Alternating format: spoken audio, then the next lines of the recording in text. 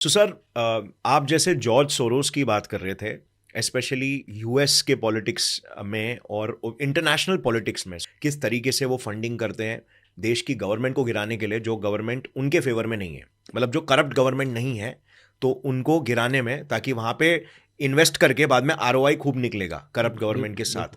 तो क्या आप थोड़ा सा और शेयर कर सकते हैं कि आज के करंट इंडिया के सिचुएशन में और इंडिया के पॉलिटिक्स में आपके एनालिसिस के हिसाब से जॉर्ज सोरोस का क्या रोल रहा है?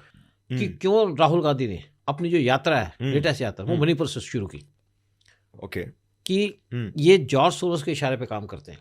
ऐसा लगता है कि जॉर्ज सोरोस इनकी यात्रा को फंडिंग करता है। और जो आपके राहुल गांधी हैं, ये जब मणिपुर गए तो यहाँ पे दोबारा से कुकीज ने मैथ्यूज के ऊपर अटैक कर दिया था। देखिए, जॉर्ज सोरोस ने यहाँ पे प्रॉमिस किया था कि मैं $1 बिलियन खर्च करूंगा इंडिया को डिस्टेबलाइज करने में, मोदी को डिस्टेबलाइज करने में। और जहाँ भी यहाँ डिमॉन्स्ट्रेशन होती हैं, जैसे आपके किसान के आंदोलन होते हैं, वहाँ जॉर्ज सोरोस का पैसा आता है। आज जॉर्ज सोरोस और चाइना इंडिया को डिस्टर्ब करने में लगे हैं, और साथ में कुछ पॉलिटिकल पार्टीज हैं, क्योंकि एक तो ये क्रिश्चियन को जरूर सपोर्ट करते हैं, लेकिन इंडिया को अपोज करते हैं। और इंडिया के अंदर जितने भी डिस्टर्बेंसेस होती है, उसके अंदर जॉर्ज सोरोस की इन्वॉल्वमेंट होती है। जैसे आपका मणिपुर के अंदर वायलेंस चली, मेथ्यूज कुकीज जो है वो ड्रगिस्ट हैं, या म्यांमार से आए हुए हैं, और यहाँ पे वो ड्रग्स का काम करते हैं। जब वहाँ की गवर्नमेंट ने इनको रोकने की कोशिश की तो जॉर्ज सोरोस ने इनको फंडिंग की, चाइना ने इनको एमुनेशन दिया, और वहाँ पे झगड़े करा दिए के लिए। और जॉर्ज सोरोस अमेरिका के जो प्रेजेंट गवर्नमेंट है, जो बाइडेन, उसको सपोर्ट करते हैं, और उसको फंड दे रहे हैं। और ट्रंप इनको पसंद नहीं करते। और ट्रंप ने कह दिया कि जब मैं पावर में आऊंगा तो मैं जॉर्ज सोरोस को भी देख लूंगा। और जो खालिस्तानी है, इनको भी जॉर्ज सोरोस फंड करते हैं। तो ट्रंप के आने से जो इंडिया की प्रॉब्लम्स हैं खालिस्तान की, और यहाँ पे जो डेमोन्स्ट्रेशन काफी हद तक कम हो जाएगी, क्योंकि ये सब जो एक्टिविटीज हो रही है, इनको फंडिंग, इनको जो पीछे जो पैसा लग रहा है, जैसे अगर मतलब कहीं पे प्रोटेस्ट कराना है, कहीं पे कुछ स्कर्मिशेस कराने हैं, कहीं पे टेररिस्ट एक्टिविटीज करानी। देखिए, एक और चीज आप याद रखिए, जब ट्रंप आए थे इंडिया के अंदर, शायद 2020 की बात होगी, तो हमारे दिल्ली के अंदर यहाँ पे दंगे करा दिए गए थे। इस दिल्ली के अंदर जो गवर्नमेंट है केजरीवाल की है, और केजरीवाल को जो इनिशियली फंड मिला था, वो मिला था फोर्ड फाउंडेशन से, और फोर्ड फाउंडेशन सीआई के फ्रंट ऑर्गेनाइजेशन है। अब देखिए, दूसरी बात क्या है कि अडानी को क्यों टारगेट किया जा रहा है। अडानी इंडिया के लिए बहुत बड़ा काम कर रहे हैं। श्रीलंका के अंदर चाइना को काउंटर करने के लिए, नेपाल के अंदर भी, बांग्लादेश के अंदर भी। और ये बिजनेस कर रहे हैं। राइट। बिजनेस के थ्रू इनका भी फायदा, देश का भी फायदा, इनका भी। देखिए क्या है कि इंडिया के अंदर ज्यादातर पोर्ट वो अडानी रन कर रहा है, क्योंकि उनके पास मशीनरी या एक्सपर्टीज है। राइट। कोई बेनिफिट नहीं कर रहे, इससे कोई किसी को बेनिफिट नहीं कर रहे, या बेनिफिट नहीं मिल रहा। दूसरी बात क्या है कि हम जैसे ट्रेड करना चाहते हैं सी से थ्रू यूएई के पोर्ट से जहाँ ट्रेड होगी, वो भी जो पोर्ट है अडानी ने बनाया। और जो हैफा पोर्ट है इजराइल का, जहां पे चाइनीज का कंट्रोल था, उसको भी अडानी ने ले लिया।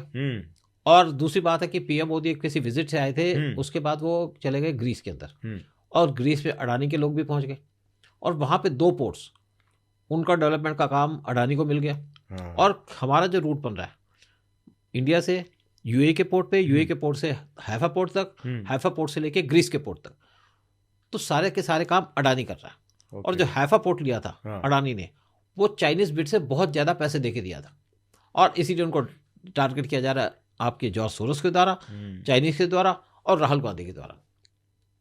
और एक और बात यहाँ पे है कि चाइना को एक और क्या इंटरेस्ट है। वैसे चाइना हमारे नॉर्थ ईस्ट के अंदर डिस्टर्बेंस करता ही रहता है। एक और ये है कि यहाँ पे मणिपुर के अंदर ऑयल निकला है, और वहाँ पे कुकीज बैठे हैं। और इंडिया चाहता है कि जो डिस्प्यूट है एमिकेबली सेटल हो जाए, ताकि हम कुकीज को हटा करके वहाँ पे ऑयल निकालें। अगर ऑयल निकलता है, इंडिया की इकोनॉमी बढ़ेगी। एब्सोल्युटली। और दूसरी तरफ जो अंडमान निकोबार आइलैंड है, वहाँ पे इंडिया ने ऑयल निकालना शुरू कर दिया। और इवन आपके जो अरब सागर है, वहाँ पे भी कोशिश कर रहे हैं। इवन आपके जो ऑफ आपका आंध्र प्रदेश, उसके कोस्ट के पास भी हमने ऑयल निकालना शुरू कर दिया। तो हम अपनी इकोनॉमी को डेवलप कर रहे हैं इस तरीके से। और इवन आपके जो हमारा अरुणाचल प्रदेश है, वहाँ पे भी हम गैस और ऑयल की सर्च कर रहे हैं, और वहाँ पे मिला हुआ है, और वो भी हम करेंगे हमारी इकोनॉमी स्ट्रांग होने के लिए। In the coming future, like अभी किस तरीके से आपको लगता है कि वर्ल्ड के जियोपॉलिटिकल डायनामिक्स शेप हो रहे हैं? जैसे अगर हम बात करें मिडिल ईस्ट की, तो मिडिल ईस्ट में एक अलग डायनामिक चल रहा है, यूएस में इलेक्शंस अभी चल रहे हैं तो उसका एक अलग डायनामिक है। फिर अगर हम बात करें रशिया यूक्रेन वॉर की, तो वहाँ पे भी एक अलग डायनामिक आ रहा है, जो कि ईरान फंडिंग हो रही है, फिर वो हाउती रिबेल्स और वो सारी चीज़ें। तो इंडिया ये सब में कहाँ पे स्टैंड कर रहा है?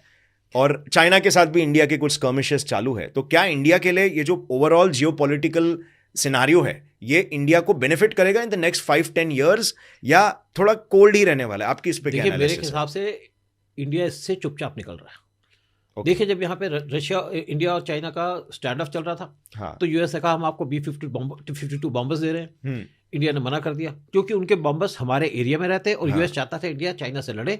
इंडिया ने अवॉइड कर दिया। हमने चाइना से लड़ाई नहीं की। हम चाइना से लड़ाई नहीं करना चाहते। चाइना ने कहा हमारी PLA की वॉल आप उसको तोड़ के दिखाओ। इंडिया ने कहा कि हमें कोई तोड़ने की जरूरत नहीं है वॉल, तुम्हारी हिम्मत है तो आगे बढ़ जाओ। और चाइना की हिम्मत नहीं हो रही आगे बढ़ने की। और जब जून 2020 के अंदर हमारे 20 सोल्जर को उन्होंने धोखे से मारा, तो हमने उनके 80 मार दिए। क्योंकि मैं रहा हूँ नॉर्थ ईस्ट के अंदर, और रेगुलरली चाइना हमारे एरिया के अंदर लेह लद्दाख और अरुणाचल में एनक्रोच करता था, लेकिन हमारी आर्मी कुछ नहीं करती थी। तो हम बड़े परेशान होते थे, हमारी आर्मी क्यों नहीं कुछ कर रही? क्योंकि आर्मी को पावर नहीं थी, उनको ऑर्डर्स नहीं थे। राइट। लेकिन आज चाइना जरूर का जवाब पत्थर से, चाइना हमको स्ट्रिंग ऑफ पल्स बना करके सी में घेरने की कोशिश कर रहा था, सफोकेट कर रहा था, लेकिन हमने उसको स्ट्रिंग ऑफ डायमंड से काउंटर कर दिया। हम भी लगे हुए हैं, चाइना लगा हुआ, हम भी लगे हुए। चाइना ने हमको मालदीव से बाहर कर दिया, हम चाइना को श्रीलंका से बाहर कर रहे हैं। और दूसरी तरफ चाइना एक बांग्लादेश में घुस गया था, वहां से हम चाइना को निकाल रहे हैं। तो ये जो वर्ल्ड के अंदर सिचुएशन है वो चलती रहती है। और दूसरी बात है कि हम किसी वॉर में तो फंसे नहीं, ना रशिया को वार, नो टाइम फॉर वॉर। और देखिए, इंडिया ने स्पेशली यूएस से कहा था कि आप रशिया को मत छेड़ो। लेकिन जो बाइडेन माने नहीं, उन्होंने कहा जी रशिया को छेड़ूंगा, रशिया को मैं घुटने पे ला दूंगा तो मैं इलेक्शन जीत जाऊंगा।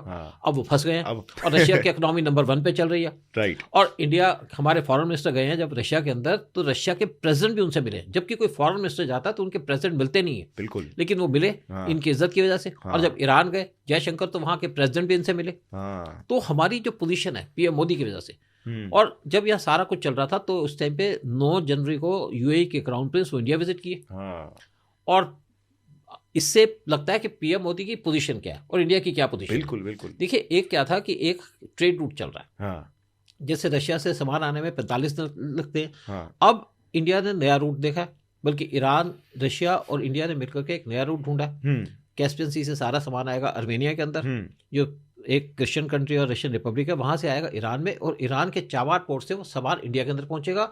जो सामान को 45 दिन लगते थे वो 20 दिन में आ जाएगा इंडिया के अंदर। तो हमारी रशिया से ट्रेड बढ़ेगी, बिजनेस बढ़ेगा। और इसी तरीके से एक नया रूट इंडिया ने बीच में निकाला है बहुत से कंट्रीज के साथ मिलकर। इंडिया से जो सामान जाएगा वो जाएगा UAE में, UAE के पोर्ट पे जाएगा, और UAE के पोर्ट से जो सारा सामान है वो बाई रेल जाएगा सऊदी को क्रॉस करके आपके इजराइल में, इजराइल के हैफा पोर्ट में, और वहां से वो जाएगा ग्रीस के पोर्ट पे, और वहां जाएगा यूरोप में।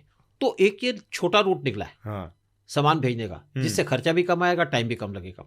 तो इस पे भी काम किया जा रहा है, और US भी इंडिया को सपोर्ट कर रहा है। जो रूट निकला है, एक तो इंडिया को सपोर्ट करेगा, UAE को सपोर्ट करेगा, सऊदी को करेगा, इजराइल को करेगा, साथ में रशिया को थप्पड़ मारेगा, और पाकिस्तान को भी। पाकिस्तान तो आता ही नहीं भी पाकिस्तान का विजन नहीं, वो बीच में कुछ ब्लॉक कर रहे थे वो हमारे वो बेसिकली को। ऐसा था कि एक्चुअली क्या था कि पाकिस्तान के अंदर जो इनका ग्वादर पोर्ट है उसको चाइना ने डेवलप किया। वो ट्रेड करना चाहते थे, वो तो हो नहीं पाया, क्योंकि वहां पे बलूची खड़े हो गए। राइट। और दूसरी तरफ इंडिया ने ढूंढा उसका अल्टरनेटिव, चाबार पोर्ट जो ईरान का है, लेकिन वो पोर्ट तो इंडिया ने बना दिया, लेकिन सैंक्शंस की वजह से वहां पे 500 किलोमीटर की रेल लाइन बननी थी, वो बन नहीं पाई। अब जो जयशंकर गए वो इसी बात पे गए हैं कि अब रेलवे लाइन हम बनाएंगे। और साथ में हमने जो वहां पे रोड है, यानी कि जो ईरान के बॉर्डर से अफगानिस्तान के जो अंदर रोड बना हुआ है, वहां से तुर्कमेनिस्तान तक वो रोड पहले बना हुआ है, जब तालिबान से पहले की गवर्नमेंट थी। और अब वो रोड को दोबारा जो रूट है, क्योंकि हम रशियन रिपब्लिक से बिजनेस करना चाहते हैं, उनके पास ऑयल है, उनके पास गैस है, उनके पास वहां पे नेचुरल रिसोर्सेज हैं, यूरेनियम भी है, और वो लैंडलॉक्ड है, जिनको चाइना एक्सप्लॉइट कर रहा है।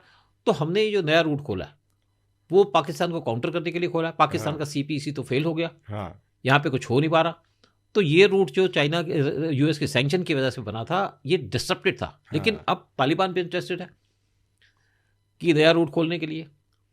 और अगर यहाँ पे चाइना, पाकिस्तान और ईरान का वार हो जाता है, तो मैं सोचता हूँ कि इंडिया पीओके और गिलगित बाल्टिस्तान लेने की कंडीशन में आ जाएगा। हाँ। और अगर हमारे पास पीओके और गिलगित बाल्टिस्तान आ जाएगा तो हमारे पास एक तो 90,000 किलोमीटर का एरिया हमारे कंट्री में आ जाएगा जो हमें बिलोंग करता है। राइट। और दूसरा क्या है कि हमारा डायरेक्ट लिंक बन जाएगा अफगानिस्तान के साथ। ओके। और उससे हम बिजनेस कर पाएंगे रशियन रिपब्लिक से, क्योंकि तालिबान से हमारे को कोई दिक्कत नहीं है। और उससे क्या है तो पाकिस्तान और चाइना का कनेक्शन टूट जाएगा अगर हम गिलगित बाल्टिस्तान पे कंट्रोल कर लेंगे। राइट। तो हमारे एक क्या था कि तुर्कमेनिस्तान से एक गैस की पाइपलाइन आनी थी, तापी। तुर्कमेनिस्तान, अफगानिस्तान, पाकिस्तान, इंडिया, और पाकिस्तान उसके अंदर टांग अड़ा रहा था। तो अगर हमारे पास गिलगित बाल्टिस्तान आ जाएगा तो हम एक नई पाइपलाइन स्टार्ट कर देंगे, PAI, तुर्कमेनिस्तान, अफगानिस्तान और इंडिया। तो ये विजन की बात है। राइट। और वो विजन PM मोदी के पास है। अगर आपको ये क्लिप पसंद आई तो पूरे पॉडकास्ट का लिंक नीचे डिस्क्रिप्शन में। Indulge and enjoy.